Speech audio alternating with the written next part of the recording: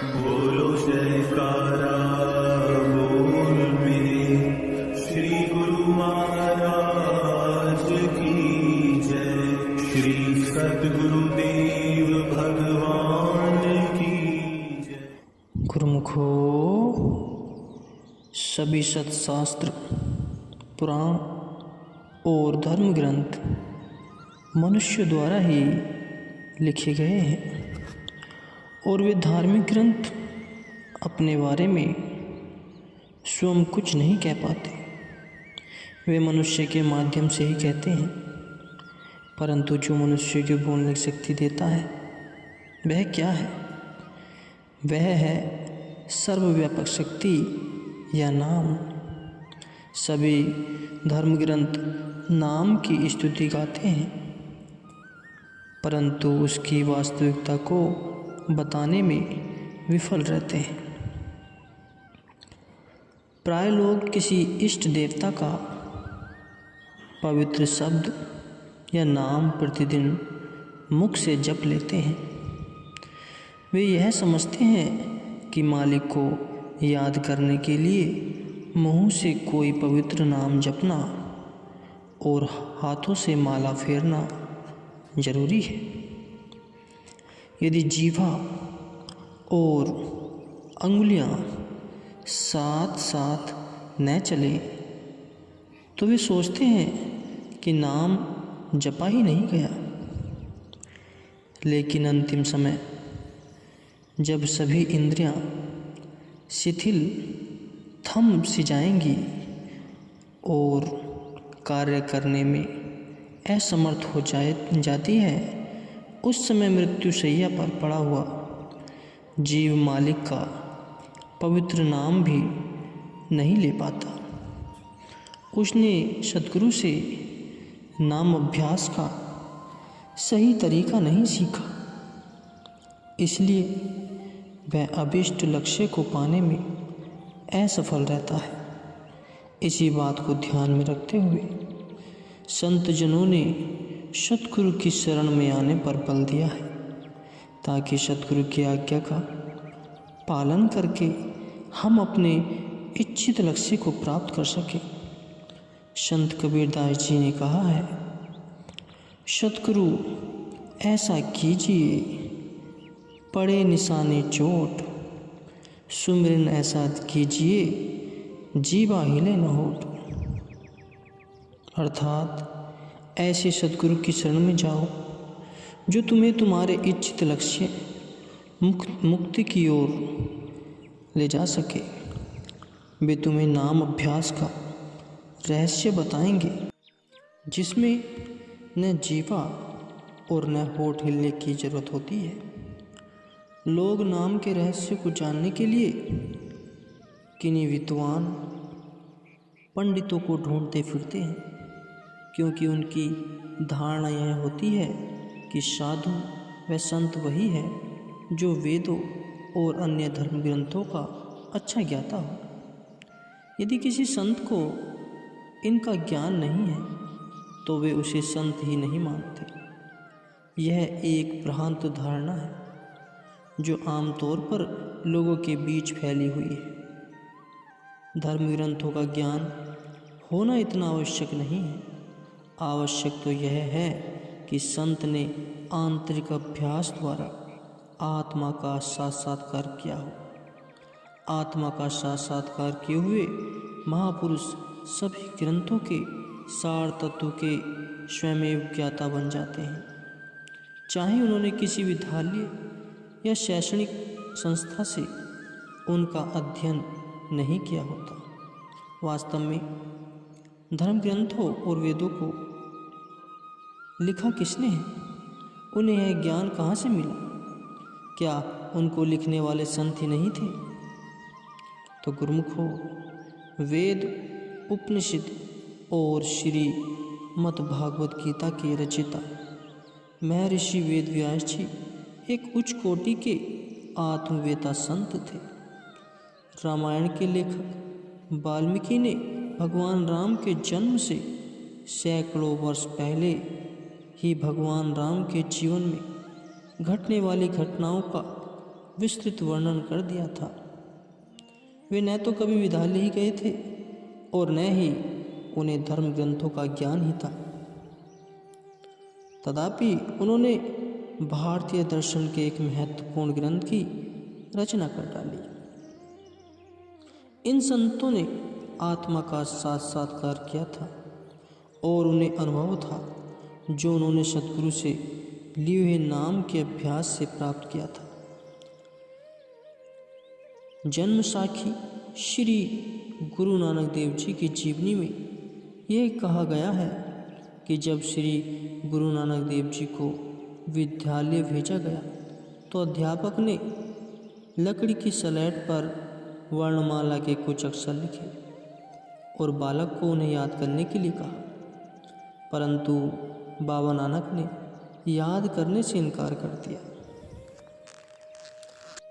अध्यापक ने उनसे बड़े प्रेम पूर्वक पूछा कि वह पाठ याद करना क्यों नहीं चाहता, जबकि दूसरे छात्र बड़े शौक से याद करते हैं और उसकी आज्ञा का पालन करते हैं।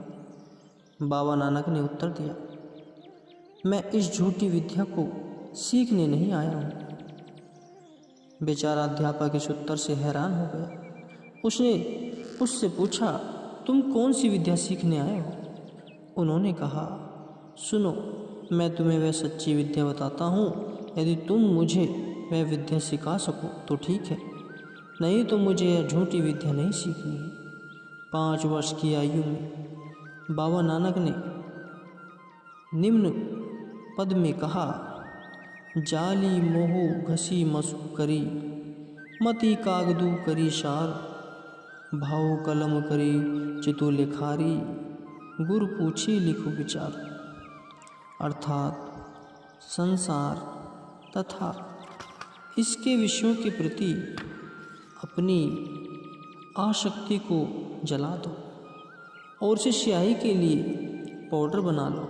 बुद्धि को कागज का पन्ना बनाकर प्रेम रूपी कलम से मन उस कागज पर लिखे, परंतु मन वही लिखे जो उसे सद्गुरु बताए। संक्षेप में श्री गुरु नानक देव जी जब केवल 5 वर्ष के थे तो उन्होंने अध्यापक के माध्यम से संसार को गुरु भक्ति और संत मत का उपदेश दिया। उन्होंने अध्यापक को बताया कि सद्गुरु द्वारा प्राप्त आत्मिक ज्ञान ही सच्ची विद्या है, इसलिए माया के बंधनों को तोड़कर और मन की मति को छोड़कर पूर्ण संत सद्गुरु की शरण में जाना चाहिए। मैं इसी सच्ची विद्या को सीखने यहाँ आया हूँ। इस विद्या से संसार से परे आत्मलोक के रहस्य खुले थे और अनंत मालिक से एक रूप होने की शक्ति प्राप्त होती है। संतों को शास्त्रों का ज्ञाता होना आवश्यक नहीं। इसके स्पष्टीकरण के लिए क्या यह प्रमाण पर्याप्त नहीं है? बाबा नानक और उनके समकालीन कई संत हुए हैं, जैसे श्री कबीरदास, नामदेव, संत तुकाराम और जानाबाई आदि। इन संतों ने न कभी विद्यालय में जाकर नियम पूर्वक शिक्षा प्राप्त की और न ही धर्म ग्रंथों का अध्ययन किया, और उन्हें इस लौकिक ज्ञान की प्राप्ति में अपनी शक्ति को लगाने की आवश्यकता भी क्या थी, जबकि वे स्वयं ही ब्रह्म विद्या या आध्यात्म विद्या के ज्ञाता थे। संत कबीर साहिब जी व नामदेव जी के पद तथा श्री गुरु ग्रंथ साहिब में लिखी हुई श्री गुरु नानक देव जी की वाणियाँ उनके आध्यात्मिक सूक्ष्म ज्ञान की स्पष्ट प्रमाण है। ध्रुव, प्रहलाद, भिलिनी तथा जानाबाई अपने समय की महान उच्च आत्माएं थीं, परंतु इस बात का कहीं भी कोई प्रमाण उपलब्ध नहीं कि उन्होंने किसी विद्यालय में जाकर नियम पूर्वक शिक्षा ग्रहण की हो। इन सभी ने अपने गुरुओं को पूर्ण पुरुषों से केवल नाम अभ्यास की दीक्षा अवश्य प्राप्त की थी। संत कबीर साहिब जी ने कहा है, पढ़ी पढ़ी तो पत्थर भया, लिख लिख भया जो ईंट, कबीर अंतर प्रेम की लगी न एको छींट। शिक्षित लोग पत्थरों और ईंटों की भांति ही जड़ है, अर्थात उनसे बेहतर नहीं है। यदि उनकी विद्या उनके हृदय में सर्वाधार मालिक के प्रति प्रेम नहीं जागृत करती, जो विद्या जीव और ईश्वर को मिलाती है, वह विद्यालयों, महाविद्यालयों और विश्वविद्यालयों में सिखाई जाने वाली विद्या से नितांत भिन्न है। इन संस्थाओं में दी गई शिक्षा से ऐसे विद्वान बनते हैं जो लौकिक दृष्टि से भले ही योग्य हों, परंतु आध्यात्मिक दृष्टि से वह अज्ञानी ही होते हैं। आत्मिक विद्या केवल सद्गुरु से ही प्राप्त की जा सकती है, जो इस ज्ञान के खजाने के मालिक होते हैं। इन्हीं से ही आत्म विद्या प्राप्त करके जीव जीवन के परम लक्ष्य आत्म साक्षात्कार को प्राप्त कर पाता है। इस जटिल विषय को और स्पष्ट करते हुए श्री कबीर साहिब जी कहते हैं, पढ़ना गुनना चातुरी यह तो बात सहल, काम दहन मन बसी करन, गगन चढ़न मुसकल। शिक्षा प्राप्त कर लेना और शिक्षा के विभिन्न क्षेत्रों को विद्वान बन जाना तो बहुत आसान है, परंतु काम वासना को नष्ट करना, मन को काबू करना और सूरत को निज धाम में ले जाना बहुत कठिन है। सत्य ज्ञान की आवश्यकता पर बल देते हुए परम संत श्री कबीर साहिब जी कहते हैं कि उच्च शिक्षा ग्रहण कर लेना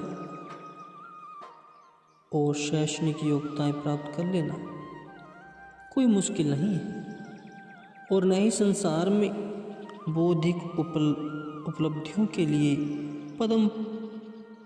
पद प्राप्त कर लेना ही कठिन है, परंतु आत्मज्ञान प्राप्त करना, काम क्रोध लोभ मोह और अहंकार आदि शत्रुओं से हटकर मुकाबला करना और मन पर पूर्ण नियंत्रण का अभ्यास करना अत्यंत कठिन है। मन जिसमें काम क्रोध लोभ आदि विचार जबरन उत्पन्न हो जाते हैं और जो नियंत्रण में नहीं रहता, वह मन आत्मा का घातक शत्रु है। उत्तेजित हो जाने पर मनुष्य की बुद्धि को अंधा बना देता है और विवेक शक्ति को नष्ट कर देता है। इस दानव मन को ऋषि मुनि भी वश में करने में असमर्थ रहे। युगों तक अनेक कठोर तपस्याओं और साधनाओं को करने पर भी वह वश में न हो सका। यदि उच्च तपस्वी साधकों का यह हाल है तो एक सामान्य प्राणी का क्या होगा, इसे अच्छी तरह समझा जा सकता है।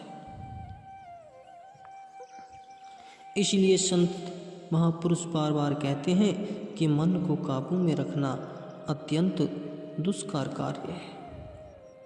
ईश्वर का ही प्रतिरूप होने के कारण मनुष्य को बहुत शांत और सुखी होना चाहिए, परंतु उसके भीतर छुपा हुआ शत्रु मन उसकी शांति और सुख छीन लेता है। यह आत्मिक ज्ञान लौकिक शिक्षा का विषय नहीं है। जीव स्वयं को जानने और बिछड़ी हुई आत्मा को अपने स्रोत परमात्मा से मिलाने के लिए ही पैदा हुआ है, परंतु दुर्भाग्य से वह अपने पथ से भटक गया है। वह ज्ञान जो हमें परमपिता परमात्मा से एक रूप होना सिखाता है, कहीं लिखित रूप में नहीं है। यह अलिखित भाषा और अकथित शब्दों के रूप में है। इस ज्ञान को ऐसे महापुरुषों के चरणों में ही बैठकर प्राप्त किया जा सकता है।